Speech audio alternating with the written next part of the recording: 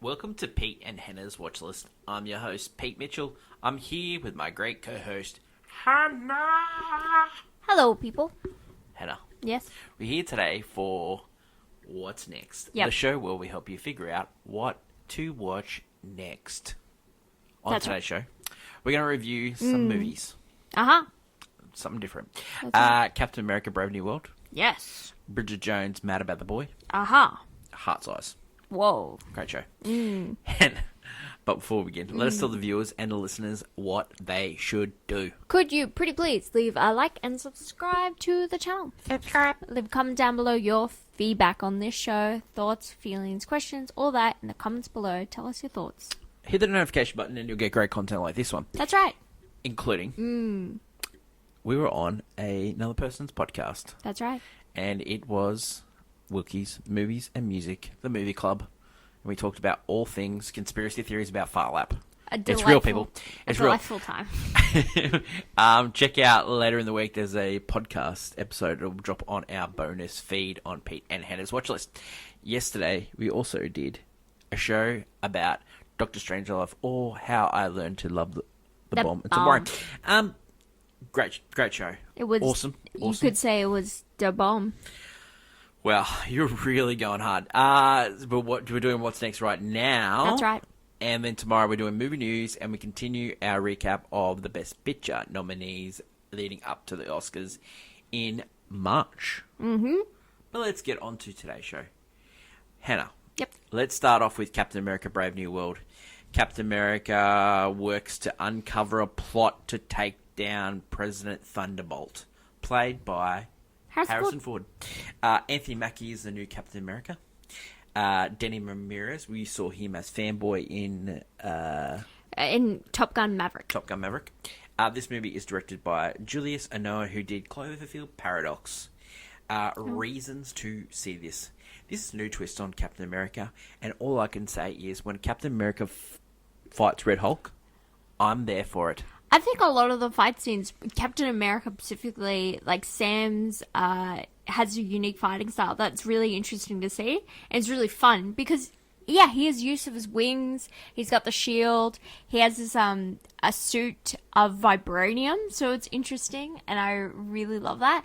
I think Sam has a great storyline with the character of Isaiah, which is from the TV show. Oh yeah. The hidden Captain America, and it's really interesting, that storyline. I think the stuff with Harrison Ford's character as President Thunderbolt Ross is interesting because you do have a lot of characters saying, he's changed, but his history has shown him to be a bad guy, and so the whole movie you think he's just gonna basically turn the entire time, especially on Captain America. I thought Harrison Ford as Thunderbolt worked. I thought Anthony Mackie was great. I love the interplay that they had. I love the little cameo from Bucky. Spoilers. Great. Major spoilers. He's in the credits, mate. Calm down. I just want to say that I enjoy this movie. I really did. I thought the fights were really good. I thought the air battle, they have like an air battle because he's Captain America, he's got wings, so you're gonna have air battles. Yeah. I thought that was really. I thought that was fantastic. No, I thought it was really done. Yeah. Okay, negative. Okay, you can definitely tell this movie was written by 5 different writers. And it was definitely, they had a lot of reshoots, and there's like a second movie with actors who were in it that are completely cut. Seth frickin' Rollins. Yeah, from WWE. Yeah, he's been cut, and a few others. And yeah, you can tell sometimes there are scenes where I'm like, these characters weren't even in the same room. My main problem with this movie, Hannah, is that I think they did a disservice to Anthony Mackie putting his first foray into TV, because it just made him a TV character. And I think if you were to put that first Captain America story in the movies, and then you had this as a follow-up, this would be classed as a good follow-up. Another thing was that Thunderbolt Ross's character is very much like we're getting Hulk, the Incredible Hulk movie, which we choose not to technically it's canon. Yeah, even though it's the second movie of Phase 1. That's not Mark Ruffalo. Yeah. It's not. It was played by Edward Norton. It's so important to the character of Harrison Ford, like Thunderbolt Ross, that a somewhat like a crucial point of this movie, which That is is really a odd. great point. Because you have to remember that movie from And so long ago. Don't you think it's funny? Like Betty plays a huge role in this, and Betty was not even mentioned by Mark Ruffalo's Hulk. No, he's over that. That was all the ScarJo. But yeah, I also really didn't like the inclusion of Fanboy.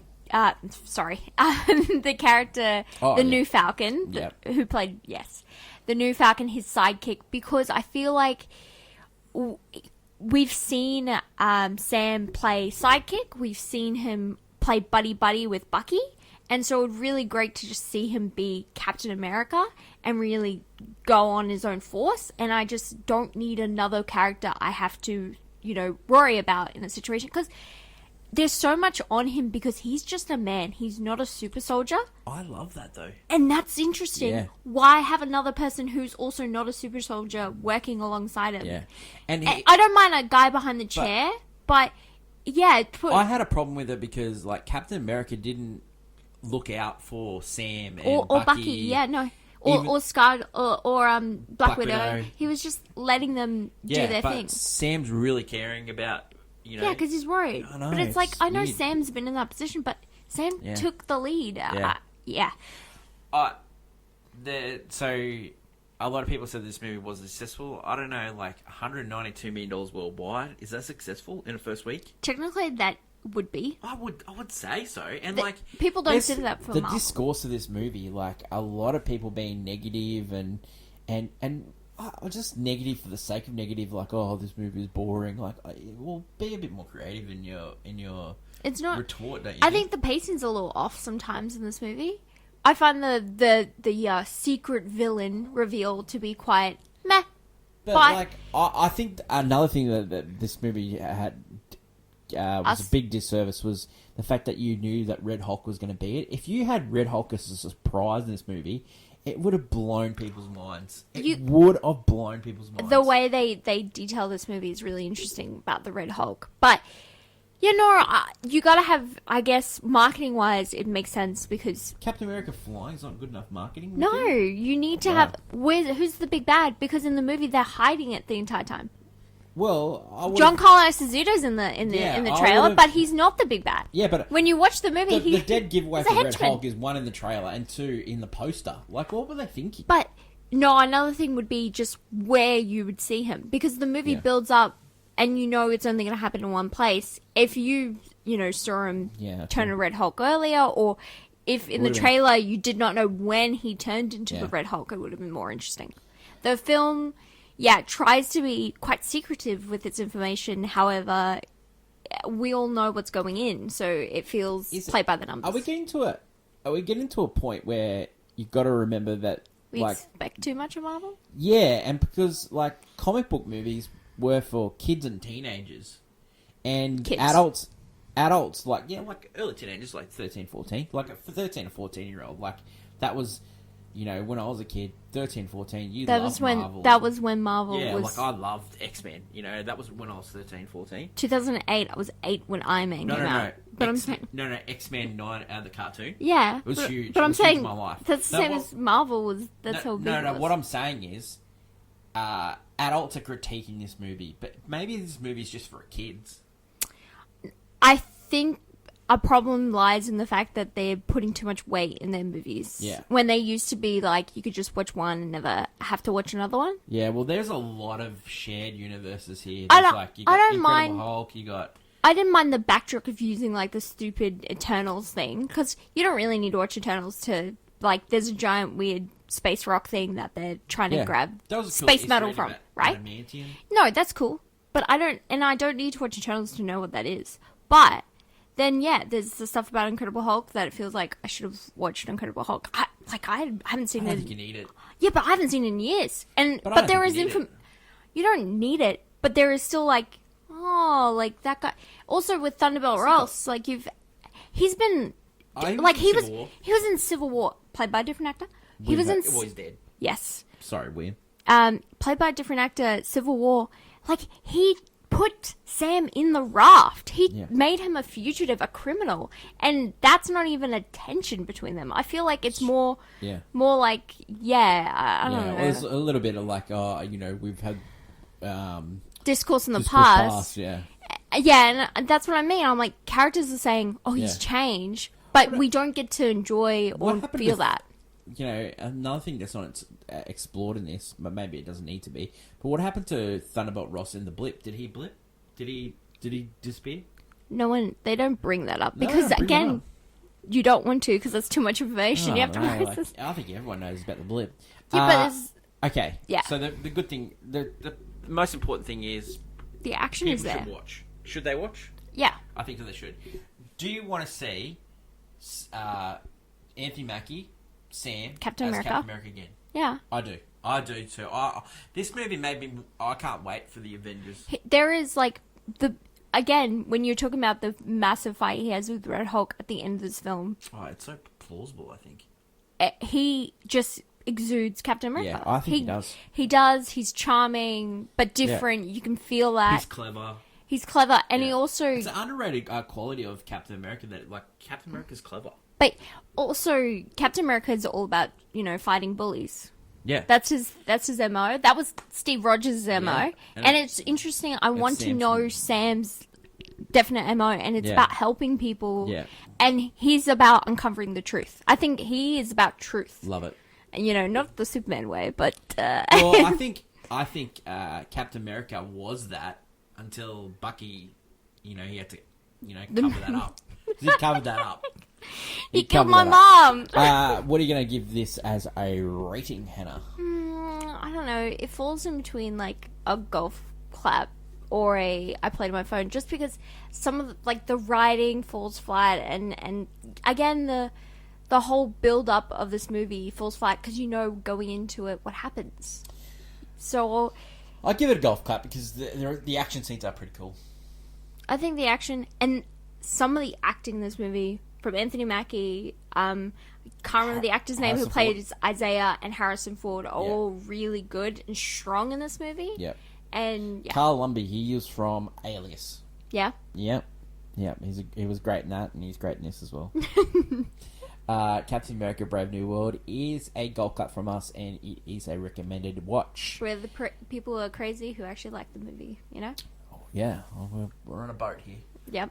Raft. A raft. We're on a raft. We're in the prison. Captain America: Brave New World is cinemas all around the world. The next movie we're going to talk about is Bridget Jones: Mad About the Boy. This is the fourth installment in the Bridget The Jones. fourth one? The fourth one. That's a lot. We had the first one, we had the second one, and we had the third one, and Yep. now we've got the fourth one. Hannah, Bridget Jones is single with 2 kids, getting back into the dating scene. This is written by Helen Fielding, who wrote Bridget Jones. Mm-hmm. Interesting story. She had a story in mind that when she went to the publishers, that it was a girl that was working in Sudan as a humanitarian aid worker, and they go, nope, let's do this story. Okay. And then so she became famous on this. From Bridget Jones, yeah. Yeah, she was like writing a newspaper column, and then so that's really interesting. This is directed by Michael Morris. Now, Michael Morris, you might know him from To Leslie. That was that movie that got Andrea Oscar. Roseberg nominated. Yeah, got Oscar buzz for some reason. Dan Mazer of Ali G Show helped write it as well. So that's where you get the Ali, great yeah. humour. Cast: Renee Zellweger Returns. Jennifer Ediford from Doctor Strange. She plays one of the love interests. Yep. Leah Woodall, who last week is currently seen in Prime Target on Apple TV Plus. Okay. But he was on the Netflix show One Day, which was a big hit. Oh, And he also that. got Hugh Grant and a lot of returning characters from the first 3 films. Yep. I want to say I love this movie. Reasons to see. It is T-jerk, Laugh out loud, funny. It is perfect trash movie for people in their 40s. Sign me up. And it's like seeing a character start from being in their 30s to their 50s, and just wow, Reset. Restart. Yeah, just that worked for me. This movie, when it comes down to it, it's about grief. It's actually not about dating. It's about moving it's on. about moving on. And Mr. Darcy, who actually his name is Darcy in the movie. Yeah, Mr. Darcy. You can see this in the trailer, so it's not giveaway. He's passed on. He died in a bomb incident in the Sudan. When he was working. Yeah, yes. when he was working. And so Bridget is left with 2 kids, and she's going back to work as a producer, TV producer, and she's learning how to date, and she's got 2 people. Yeah, after 4 one years. a science teacher, one a park ranger. No, he's a student in like trash science. He cares about garbage. Yeah, no, but he's a park ranger at the moment. Yeah. Because there's a funny scene in the tree, and it's quite funny. He's a But garbage guy. It's just setup after setup. Yeah. The person who steals the movie is Hugh Grant. He is so Playing funny in a this movie. misogynist there. It's just Funny. his regular character, Daniel Cleaver. He is so funny in this movie. I just from first when you saw it, and just like his playful banter with Bridget. But this movie, just the kids' work in this movie, the amount of manipulation that you go through. I was just like going from one crying scene to the other. It was good to see like all these old characters in Bridget's life come back and give her the terrible advice and all that. Yeah, I really enjoyed this movie. Yeah. Thoughts? Thoughts? It's predictable. Yeah. It is exactly. It's definitely a reason not to see. And I think The reason not to see is play by the numbers, Yeah. predictable. It references itself, Yeah. the entire movie. But that's not so much a bad thing because these movies need to exist because Yeah. people just want to go Yeah. and see the movie that they want to see. this is Top Gun Maverick for 40-year-olds. For the women. It's 40-year-old, and I am all there for it. I am there for This it. is for the I like- girls. So the first movie, it was like a real cultural phenomenon. People were very upset that Renee Zellweger got the role, Yeah, yeah, yeah. and then the fact that she Yeah. got the role and made it her own. The sequel was highly successful. The third one, not so much in the States, but it was successful worldwide. But this one, it went direct to streaming in the US on Peacock, and it's only opened in like The UK and and- Australia. Yeah. It's actually one of the highest selling UK, movies yeah. in UK history. Yeah. So, for me, it's for Bridget Jones fans. It's a great Yeah. way to end the four movies. Mm-hmm. Uh, Rom-com lovers. Rom-com lovers, a little Easter eggs from the first couple. You don't have to know these Easter eggs, but You don't. it helps. I personally, I would give this a banger. This is just so... Ooh, wow. It's just so good. I love this movie. That's exuberant. I just loved it. Like, the people that we saw it loved it as well. Like, it was just... Yeah, loved it. I can recommend it to watch. It's in cinemas in Australia now. Go and take your friends to it. Grab your florals. And go see Bridget Jones mad about the boy. That makes sense. Loved it. Next movie I want to talk about is Heart's Eyes. Now, Heart's Eyes look, It's exactly what you'd want from this movie. it is a slasher. parody rom-com. Yep, exactly. That's what it is. Elevator pitch. For the past 2 years, there's been a serial killer known as Heart's Eyes that attacks lovers and anyone that gets in their way on Valentine's Day. This movie is directed by Josh Rubin, who did Scare Me, writers of Freaky Friday and Hitman's Bodyguard's Wife. 100%. Reasons to see. This movie made me laugh. It made me laugh. This is such a fun movie. It's such a great time at the cinemas. It is a slasher fest. Yeah. Like, this is not going to be everyone's cup of tea. Reason not to. It's gory. It's I don't know, corny. if you go into it and you corny. go say, okay, I'm just here for a laugh. I'm not here to be taken seriously. Yeah. There is thriller elements to this. Like, there's the old, don't do that. Why are you doing that? No, All that. there's the obvious like slasher moments, especially because it's the trope of Yeah. like the couple in love Yeah. idea, and this couple isn't in love. That's Yeah. the funny part. Don't you think this movie is like a perfect mix of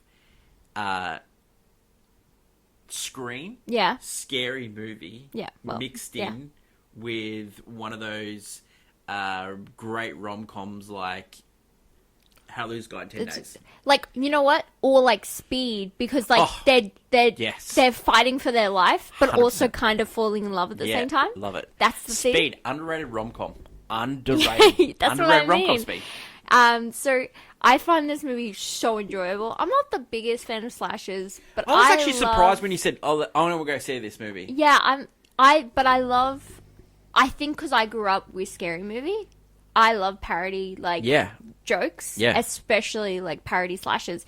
This one is oozing that. There is a point where the female best friend just starts listing off Isn't that funny? romance movies. Yeah. It's the funnest. Yeah, she did a Bridget Jones line. She She's did like Jerry Maguire. Crazy Stupid Love, actually. Yeah. Like, it's... Notting Hill. It's ridiculous. Yeah. And it works. It just works. This movie's It's just poking fun at it. poking fun Yeah, at it. It yeah. knows what it's doing. It's really, yeah. Yeah, and it keeps you on your toes. Yeah. And even when you find out the big reveal, you're like, I'm still having fun here. And you know what? This movie could be set up for many sequels because this is just, it's really good. I think I found it to be as enjoyable as like, we had that movie Thanksgiving, which Yeah. also felt Oh, like that was funny too. which was a slasher that was quite Yeah. funny. Yeah. At times, and this has that same vibe where it's just a good time with like friends, or if you're a couple that's not really into like the gooey romance Mm. genre and you want to watch, like, we just saw Companion, which Yeah. is also like, it's a subversive horror, and then this one is like a parody horror that's really fun. I loved it. Like, I'm enjoying that at the moment. I enjoyed it too, Anne. I enjoyed it. I enjoyed it. I think it's really good. Look, The I think it's a chemistry works. watch. I think it's a watch, but it is a god awful movie. It's hard to give it a look. Let's give it a play on my phone. I'd give it a golf clap. I think. Wow. Okay, you want to give it a golf clap? Yeah. Oh, I think golf clap's generous, but let's be generous today because I it's a think good movie. I think it is a good movie. Yeah, it's a good movie. It's exactly what you'd want from this type, Yeah. and that's what we've been. Low all these expectations. movies- You got to go low expectations. It's not going to break molds or anything Oh like that. no, but golf clap means Yeah. it is solid in what Yeah. it's doing. Yeah. It's not. It does not do anything like, whoa! I didn't expect that. It's doing exactly what it needs to do perfectly. Yeah, if you're- executing it perfectly. Your friends want, had a hard week at work. Go see Heart's Eyes. You'll feel better. Honestly, you Yeah. just have a lot of fun. That's it. A lot of fun. Perfect. Recommendation: watch Golf Clap. Golf clap. Great. In cinemas everywhere. Awesome. That's right. That's it for today's show. All recommends. Yeah, we enjoyed these movies. Yeah. I mean, there's going to be some divisive ideas on the Yeah. internet about what Yeah. to enjoy, Yeah. especially with Captain America, but Yeah. honestly, it's up to you. Yeah. Yeah. I've met someone that hasn't liked Bridget Jones though. Yeah, no. If But- you like Bridget Jones, you're seeing Bridget Jones. I love it. That's the deal. That is it for today's show. Don't forget Mm-hmm. tomorrow movie news. We continue our recap into Our Oscar previews. yeah, and I might talk about The Gorge in clickbait headlines, which Oh. directed by Scott Dickinson. An Apple TV Plus movie. Yeah, Annie Taylor-Joy, Miles Teller, Yes, yes, yes. director of Black Phone, Black Phone. Black Phone, not Black Hat. Yes, Black Phone. As selected by you in the 2015 movie draft. That is my lovely co-host Hannah. Don't forget to like, follow, and subscribe. Leave a comment down below what movies you watched this week. Long live cinema, and until we meet again, it's bye for now. Bye.